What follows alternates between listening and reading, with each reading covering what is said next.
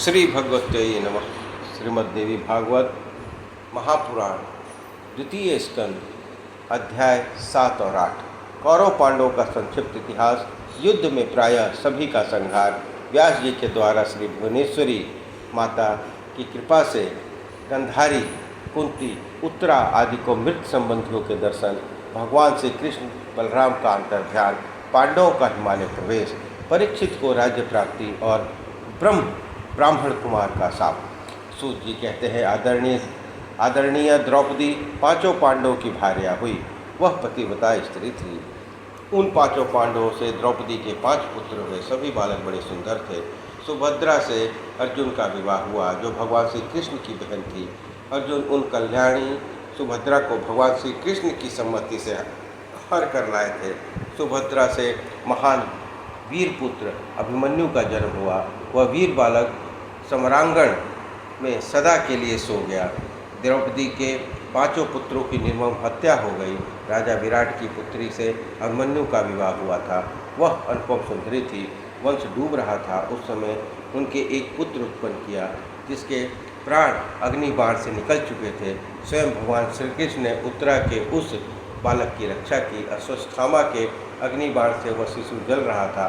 भगवान ने अपनी अद्भुत शक्ति से उसको बचाया। वंश के समाप्त होने पर उस पुत्र की उत्पत्ति हुई। अतः वह श्रेष्ठ बालक पृथ्वी पर परीक्षित के नाम से विख्यात हुआ। पुत्रों के मर जाने पर धृतराष्ट्र को शोक का ओर छोड़ ना रहा। वे पांडवों के राज्य में कांक्षेप करने लगे। भीष्म के वारंगण से धृतराष्ट्र का मन सदा संतप्त रहता था। वैसे ही गंधारी भी पुत्र शोक से अत्यंत कातर होकर जीवन बिता रही थी। युधिष्ठिर रात दिन उस दोनों की सेवा में संलग्न रहते थे। धृतराष्ट्र के समझाते बुझाते रहना धर्मात्मा विदुर का काम था। युधिष्ठिर की अनुमति से धर्मात्मा अर्जुन भी अपने भाइयों के पास रहते और धृतराष्ट्र की सेवा किया करते थे। पुत्र के शोक से उत्पन्न हुआ दुख भूल जाए, मानो यही अर्जुन का प्रधान उद्देश्य था। परंतु भीम की क्रोधाग्नि शांत नहीं होती थी। जिस किसी प्रकार से भी बूढ़े धृतराष्ट्र के कानों में आवाज़ जा सके, उसका ध्यान रखते हुए भीष्म वांगे बाणों से उन्हें बींधा करते थे। वहाँ जो लोग थे उनको सुना कर वह कहते, यह अंधा बड़ा ही दुष्ट है। मैंने इसके सभी पुत्रों को मार डाला, यहाँ तक कि दुशासन के कलेजे का गर्म खून भी पी लिया। अब इस निर्लज अंधे को मेरे दिए हुए पिंड की आशा रह गई है। भीम इस प्रकार के कठोर वचन प्रतिदिन धृतराष्ट्र को सुनाया करते थे। यह भीम प्रचंड मूर्ख है, यूँ कहकर धर्मात्मा अर्जुन धृतराष्ट्र को आश्वासन देते थे। धृतराष्ट्र ने 18 वर्षों तक वहीं रहकर अपना कष्टमय जीवन व्यतीत किया। फिर वन जाने के लिए अर्जुन से कहा। साथ ही धर्मराज धृतराष्ट्र ने युधिष्ठिर से कुछ धन मांगा। कहा कि अब मैं मित्र पुत्रों का विधिवत पिंडदान आदि करना चाहता हूँ। यद्यपि भीम ने सब मित्र व्यक्तियों का श्राद्ध किए हैं, किंतु पूर्व वैर को याद करते हुए मेरे पुत्रों के लिए उसने कुछ भी नहीं किया। यदि तुम मुझे कुछ धन दे दो तो उसे मैं पुत्रों के दैहिक क्रिया करके दिव्य फल देने वाली तपस्या करने के लिए वन में चला जाऊंगा। धर्मानंद युधिष्ठिर पुण्यात्मा पुरुष थे। उन्होंने उनसे और विदुर जी से एकांत में बातचीत हुई। फिर उन्होंने धनाभिलाषी धृतराष्ट्र को धन देने की बात मन में निश्चित कर ली। फिर युधिष्ठिर ने अपने सभी भाइयों को बुलाकर उनसे कहा, माँ भागो, धृतराष्ट्र पिता तुल्य है, उन्हें श्राद्ध की इच्छा है, मैं इन्हें धन दूंगा। अमित तेजस्वी युधिष्ठिर सबसे बड़े भाई थे। उनके आग्रहपूर्ण वचन सुनकर भीम की क्रोधाग्नि भड़क उठी। भीम ने कठोर वचनों से दुर्योधन के हितार्थ धृतराष्ट्र को धन देने का विरोध किया और फिर वहां से उठकर चले गए। अर्जुन, नकुल, सहदेव ये तीनों भाइयों ने महाराज युधिष्ठिर का समर्थन किया।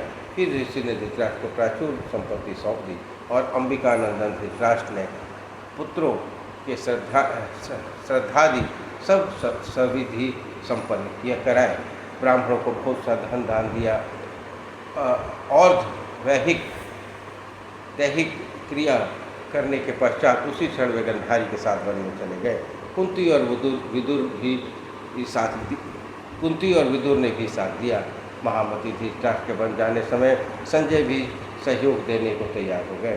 पुत्रों के मना करते रहने पर भी उनकी बात न मानकर धर्मशीला कुंती धृतराष्ट्र के साथ वन में चली गई। भीमसेन एवं अन्य बहुत से वीर सभी गंगा तट पर पहुंचकर वहाँ से होते बिलखते लौटकर हस्तिनापुर चले आए। गंगा के तट पर जाकर धृतराष्ट्र प्रभृति सज्जनों ने एक सुंदर आश्रम बनाया। उसे फूस से छाया गया था। मन में इंद्रियों को वश में करके वे वही तपस्या करने लगे। जब तपस्वी जीवन व्यतीत करते हुए उन्हें 6 वर्ष बीत गए, तब युधिष्ठिर ने खेद प्रकट करते हुए अपने छोटे भाइयों को वे वचन कहा, मैंने स्वप्न में माता कुंती को देखा है, वे वन में है और उनका शरीर दुर्बल है। अतः मेरे मन में आता है कि उन माताओं और पिताओं का दर्शन करने के लिए मैं वहाँ जाऊँ। महात्मा विदुर और सर्व ज्ञान संपन्न संजय से भी भेंट हो जाएगी। मेरा तो ऐसा विचार है कि तुम्हें यदि यह बात जचती हो तो हम सभी वहाँ चलें। युधिष्ठिर की बात सुनकर सभी भाई सुभद्रा, द्रौपदी, विराट कुमारी, उत्तरा एवं बहुत से अन्य नगर निवासी एकत्रित होकर चल पड़े। बूढ़े माता पिता को देखने के लिए सभी उत्सुक से सतस्वरूपा आश्रम पर पहुंचकर सबने परस्पर भेंट की। तब वहाँ विदुर नहीं दिख पड़े। तब युधिष्ठिर ने धृतराष्ट्र से पूछा, महाराज बुद्धिमान विदुर जी कहाँ हैं? धृतराष्ट्र ने उत्तर दिया, विदुर तो बड़े त्यागी पुरुष हैं, उनके मन में किसी बात की इच्छा नहीं थी रहती। पास में कुछ रखते भी नहीं, कहीं गंगा के तट पर बैठकर सनातन श्री हरि का ध्यान कर रहे होंगे। दूसरे दिन महाराज युधिष्ठिर गंगा के किनारे घूम रहे थे। देखा विदुर जी एकांत वन में बैठे तपस्या कर रहे हैं। शरीर बिल्कुल क्षीण हो गया है। उन्हें देखकर युधिष्ठिर ने कहा, मैं युधिष्ठिर आपकी श्री चरण में मस्तक झुका रहा हूँ। वे सामने खड़े हो गए। विदुर जी के आवाज़ विदुर जी के कानों में पड़ी, किंतु उस समय पुण्यात्मा विदुर जी मिट्टी के जैसे हो गए थे, कुछ बोले नहीं। क्षण भर बाद उनके मुख से एक अद्भुत तेज निकलकर युधिष्ठिर के कान में समा गया, क्योंकि वे दोनों धर्म के अंश होने के कारण परस्पर एक ही तो थे। इस प्रकार विदुर जी का भौतिक शरीर शांत हो गया। युधिष्ठिर ने महान शोक प्रकट किया, मृत शरीर को जलाने के लिए समुचित तैयारी की। इतने में स्पष्ट सुनाई देती हुई आकाशवाणी होने लगी, राजन, ये विदुर परम त्यागी पुरुष थे, इनका दाह करना उचित नहीं है, तुम इच्छा अनुसार चले जाओ। आकाशवाणी सुनकर सब भाइयों ने गंगा के पवित्र जल में स्नान किया। धृतराष्ट्र के पास जाकर सभी बातें विस्तार पूर्वक उन्हें बता दी। उस समय आश्रम पर समस्त पांडव तथा अनेकों नागरिक विद्यमान थे। सत्यवती नंदन व्यास, नारद एवं अन्य भी बहुत से महानुभाव मुनि युधिष्ठिर से मिलने के लिए आए थे। तब कुंती ने शुभ दर्शन व्यास जी से कहा, वैशापयन, मैंने अपने पुत्र कर्ण को जन्म के समय ही देखा है। तपोधन, मेरा मन बहुत दुखी है, आप एक बार कर्ण को सामने उपस्थित करने की कृपा करें। महाभाग, आप सर्वदा समर्थ पुरुष हैं, प्रभु मेरा मनोरथ पूर्ण करने की कृपा कीजिए। गंधारी ने कहा, सुने मुने, मेरे पुत्र सम्राट में गए हैं, मैं भर आँख उन्हें देख भी नहीं पाई। मुनिवर, मेरे ये पुत्र एक बार मुझे दिखाने की कृपा करें।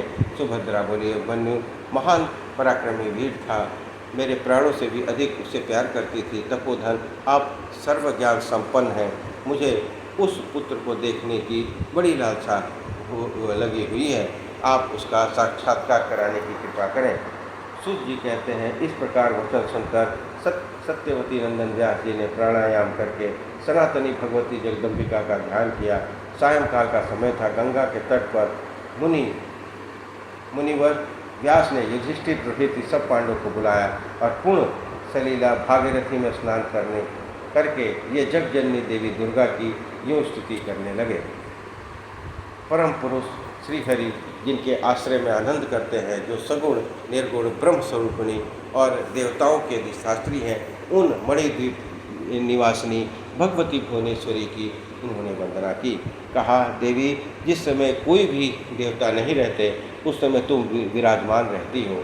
मैं तुम्हारे चरण में मस्तक झुकाता हूँ। जल, वायु, पृथ्वी, आकाश, उनके शब्द, स्पर्श, प्रभृति गुण, इंद्रिय, अहंकार, मन, बुद्धि और सूर्य एवं चंद्रमा के अभाव में भी सुशोभित रहने वाली भगवती जगदम्बिके, मैं तुम्हें प्रणाम करता हूँ।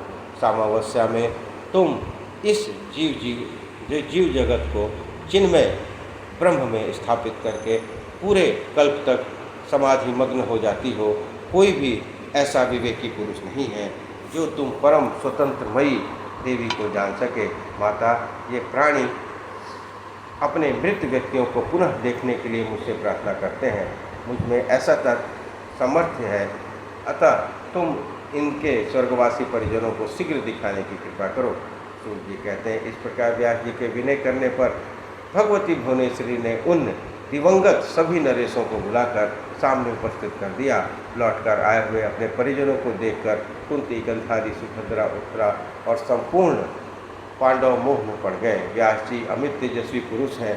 उन्होंने इंद्रजाल के समान यह घटना उपस्थित करके भगवती महामाया का ध्यान किया। तत्पश्चात उन स्वर्गवासी वीरों के पुनः लौट जाने की व्यवस्था कर दी। यह देखकर संपूर्ण पांडव मुनिगण रास्ते भर व्यास जी की चर्चा करते हुए हस्तिनापुर चले गए। सूर्य जी कहते हैं, इसके बाद तीसरे दिन वन में अनायास आग लग गई, जिसे धृतराष्ट्र, गंधारी और कुंती सभी जलकर भस्म हो गए। उस समय संजय राजा धृतराष्ट्र को छोड़कर तीर्थ यात्रा करने गए हुए थे। नारद जी के द्वारा यह समाचार सुनकर राजा युधिष्ठिर बड़े दुखी हुए। कौरव का संहार हो जाने से 36 वर्ष बाद यादवों का भी संहार हो गया। ब्राह्मण के साथ से वे प्रभास क्षेत्र में जाकर मर मिटे। उन्होंने आपस में लड़ाई ठान ली थी। यूँ भगवान श्री कृष्ण बलराम सामने ही वे सभी काल के गाल में चले गए। बलराम जी ने भी शरीर त्याग दिया। भगवान श्री कृष्ण बहेलिए के बाण से अंतर्ध्यान हो गए। श्री कृष्ण साक्षात हरि हैं। पूर्व साप की रक्षा करने के विचार से उन्होंने यूँ लीला संरक्षण की। भगवान श्री कृष्ण के अंतर्ध्यान होने ही अप्रिय बात सुनकर वासुदेव जी भगवती भुवनेश्वरी का ध्यान किया और प्राणेंद्रियों को पवित्र करके वे सदा के लिए शांत हो गए। तत्पश्चात महान दुखी होकर अर्जुन प्रभास क्षेत्र में गए। वहाँ जितने मृत व्यक्ति थे उन सब का उन्होंने यथायोग अग्नि संस्कार किया। तदंतर समुद्र ने भगवान श्री कृष्ण की उस पुरी को डुबो दिया। अर्जुन उन सब लोगों को लेकर वहाँ से चल चुके थे। मार्ग के चारों ओर अहिरों ने उनके सभी वैभव छीन लिए। उस समय अर्जुन का सारा प्रभाव प्रस्थान कर चुका था। उसके बाद इंद्रप्रस्थपुरी में जा पहुंचकर अर्जुन ने अनिरुद्ध कुमार वज्रनाभ को वहाँ का राजा बनाया। व्यास जी के सामने अपनी वेदना प्रकट की। तब उस मुनि ने अर्जुन को आश्वासन दिया, महामते, जब भगवान फिर धरातल पर पधारेंगे तब तुम भी साथ में आओगे। उस समय तुम्हारा प्रचंड तेज पुनः प्रदीप्त हो उठेगा।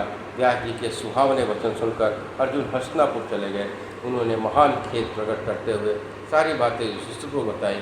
भगवान श्री कृष्ण का अंतर्ध्यान और यादव का संहार होकर महाराज युधिष्ठिर हिमालय जाने का विचार करने लगे। उन्होंने उत्तरानंदन महाराज परीक्षित को राज्य पर अभिषेक किया। उस समय परीक्षित 36 वर्ष के हो चुके थे। तदनंतर महाराज युधिष्ठिर ने द्रौपदी और भाइयों के साथ हिमालय की यात्रा कर दी। हस्तिनापुर में रहकर 36 वर्ष तक राज्य करने के पश्चात उन 6 व्यक्तियों ने हिमालय में जाकर शरीर त्याग दिया। राष्ट्रीय परीक्षित भी बड़े धार्मिक पुरुष थे। उन्होंने 60 वर्षों तक सावधानीपूर्ण संपूर्ण प्रजा का पालन पोषण किया। इसके बाद एक दिन महाराज पर से शिकार करने के विचार से गहन वन में चले गए। एक मृग को खोजते हुए उत्तरानंदन महाराज परीक्षित थक गए। भूख प्यास से घबरा उठे। उनके सर्वांग धूप से संतप्त हो रहे थे। इतने में पास ही एक मुनि दिखाई पड़े। उस समय मुनि का ध्यान लगा हुआ था। राजा ने आतुर होकर उनसे जल के लिए पूछा। मुनि मौन धारण किए थे, कुछ भी उत्तर नहीं दिया। तब प्यास से व्याकुल राजा परीक्षित कुपित हो गए। उन्होंने एक मरे हुए सर्प को धनुष की नोक से उठा लिया और कली के प्रभाव से प्रभावित होकर परीक्षित ने उस मुनि के गले में सर्प लपेट दिया। तब भी वे मुनिवर मौन ही रहे। उसकी समाधि भंग नहीं हुई। राजा परीक्षित भी अपने घर चले आए। उन मुनि का गविजात नामक एक महान तेजस्वी तपोनिष्ठ पुत्र था। उसने उसमें अपरिमित शक्ति थी। पास ही जंगल में वो खेल रहा था। उसने यह बात सुनी। मित्रों ने उससे कहा, मुनि कुमार, अभी तुम्हारे पिता के गले में किसी ने मरा हुआ सांप लटका दिया है। मित्रों के मुख से यह वचन सुनकर मुनि कुमार क्रोध से तमतमा उठा। उसी क्षण हाथ में जल लेकर वह राजा परीक्षित को सांप दे दिया, जिसके घाव मेरे पिता के गले में मरा हुआ सांप डाला है, उस नराधम को आज से 7वें दिन तक सर काट जाए। उस समय राजा परीक्षित घर पहुँचे थे। मुनि का यह शिष्य राजा के पास गया। उसने मुनि कुमार गविजात का दिया हुआ सांप महाराज परीक्षित को का सुनाया। ब्राह्मण ने सांप दिया है, यह निश्चित समाचार राजा को मिल जाए। सांप किसी का पगार टल नहीं सकता। यूँ विचार कर महाराजा परीक्षित ने वृद्ध मंत्रियों से कहा, ब्राह्मण ने मुझे सांप दिया है, मेरा अपराध तो था ही। मंत्रीवरों, मुझे अब क्या उपाय करना चाहिए? आप लोग इस विषय में विचार करें। वेद के परमगामी विद्वान कहते हैं, मृत्यु अनिवार्य है, उसे कोई टाल नहीं सकता। फिर भी विद्वान पुरुषों का कर्तव्य है कि वे स्त्रोतक उपाय करने में कभी न चूकें। कितने ही यंत्रवादी विद्वान कहते हैं कि भले भांति सोच समझकर उपाय करने से दुर्लभ कार्य भी सिद्ध हो जाया करते हैं। मणि, रत्न और औषध के प्रभाव के भांति उपाय का परिणाम भी निश्चित रूप से जान लेना बड़ा कठिन है। मणि, मंत्र, औषध आदि पूर्ण अत्यंत हो तो उनसे क्या ही हो सकता है। पूर्व समय की बात है, एक मुनि को स्त्री को सांप ने डस लिया, वह मर गई। मुनि ने मंत्र के प्रभाव से उसे जिला दिया और अपनी आयु दे दी। अतः विवेकी पुरुष को होनहार के ऊपर ही सर्वथा निर्भर नहीं रहना चाहिए। मंत्रीवरों, मुनि का यह उदाहरण तो सामने ही है, देख ले। अतएव प्रयत्न अवश्य करना चाहिए। प्रयत्न करने पर भी कार्य की सफलता न हो तो बुद्धजन मन में विचार कर लेते हैं कि भाग्य का विधान ऐसा ही था। मंत्रियों ने पूछा, महाराज, ये कौन मुनि थे जिसने अपनी प्यारी पत्नी को आधी आयु देकर जीवित कर दिया? महाराज, उनकी स्त्री का देहांत कैसे हो गया था? यह प्रसंग हमें बताने की कृपा करें। राजा परीक्षित बोले, भृगु की पिलोमा नाम से विख्यात एक परम सुंदरी स्त्री थी। सुना जाता है कि उसी पिलोमा के पेट से च्यवन मुनि उत्पन्न हुए थे। च्यवन मुनि का स्त्री का नाम सुकन्या था। वह सुकन्या राजा सत्यार्की की सुंदरी पुत्री थी। सुकन्या के उदर से श्रीमान प्रमति पुत्र रूप से उत्पन्न हुए थे, जो बड़े विख्यात नरेश थे। प्रमति की स्त्री का नाम प्रतापी था। वह भी उन्हीं के समान आदरणीय थी। प्रतापी के गर्भ से रुरु नामक मुनि का जन्म हुआ, जो परम तेजस्वी पुरुष थे। उसी समय की बात है। स्थूलकेश नाम के प्रसिद्ध कोई मुनि थे। वे बड़े तपस्वी, धर्मात्मा और सत्यवादी रहे। एक दिन मेनका नाम की एक दिव्य परम सुंदरी अप्सरा नदी के तट पर आई और जल में क्रीड़ा करने लगी। त्रिलोक की सुंदरी उस अप्सरा के विश्वावसु मुनि का समागम हो गया, जिससे वह गर्भवती होकर चली गई। स्थूलकेश मुनि के आश्रम के पास जाकर मेनका ने कन्या का प्रसव किया। त्रिलोक सुंदरी उस अनाथ कन्या को नदी के तट पर देखकर मुनि स्थूलकेश ने अपने पास रख लिया। उनके द्वारा वह पाली पोसी गई। मुनि ने उसका नाम प्रमद द्वारा रख दिया। समय पाकर वह युवा स्त्री हो गई। उसमें सभी शुभ लक्षण उपस्थित थे। मुनिवर रुरु ने उस प्रमद्वरा नाम की कन्या को देखा। इस प्रकार श्रीमद् देवी भागवत महापुराण द्वितीय स्कंद अध्याय 7 और 8 संपन्न हुआ। बोलिए दुर्गा महारानी की जय।